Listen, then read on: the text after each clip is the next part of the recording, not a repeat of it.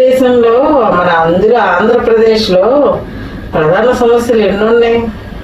Drugs ఉన్నాయి. డ్రగ్స్కు బానిసై students లైఫ్లో కెరీర్లు పోగొట్టుకుంటున్నారు. రోడ్లు సరిగ్గా లేవు. హాస్పిటలైజేషన్ సరిగ్గా లేదు.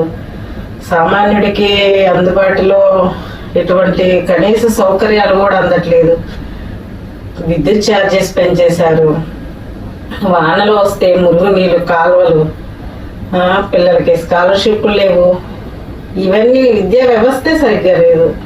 ఇవన్నీ వదిలేసుకొని అసలు మెయిన్ నిరుద్యోగం లేదు.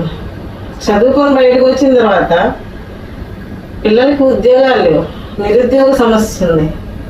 ఇవన్నీ పట్టించుకొని ఏదన్నా పారిశ్రామికంగా ఎదుగుదలకి ఉపయోగపడే విధంగా ఏదైనా పరిశ్రమలు స్టార్ట్ చేసి వాటి ద్వారా మన నిరుద్యోగాన్ని కొంతవరకన్నా రూపుమాపి ఆర్థికంగా భారతదేశం, మన ఆంధ్రప్రదేశ్ ఆర్థికంగా ఎదగడానికి ఉపయోగపడే విధంగా ఉండాలి. మన సోషల్ మీడియాలో స్టూడెంట్స్ కానీ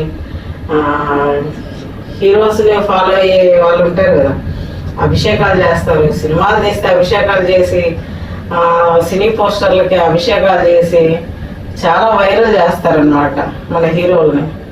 కరెక్టే, వాళ్ళు హీరోయిజం దేంట్లో చూపిస్తున్నారు? సినీ యాక్టింగ్ అంటే వాళ్ళు మూవీస్ చేస్తారు. 1/2 hours ఎంజాయ్ చేయండి, మూవీని చూడండి. అంతేగాని పాలాభిషేకాలు చేయటం. మొన్న అల్లు అర్జున్ మూవీలో బెనిఫిట్ షోకి వెళ్ళిన అమ్మాయి చనిపోయింది. అంతా వాళ్ళ బాబు కూడా ఎప్పుడు క్రిటికల్ పరిస్థితుల్లో ఉన్నారు. ఎందుకంత? హీరోస్ మీరే. మీ తల్లిదండ్రులకు సరిగ్గా అన్నం పెట్టండి. మీ కుటుంబాలను సరిగ్గా చూసుకోండి. మీ అన్నదమ్ముల రిలేషన్స్ని కాపాడుకోండి. అక్కజెల్లుల రిలేషన్ కాపాడుకోండి. బాధ్యతాయుతంగా ఉండండి.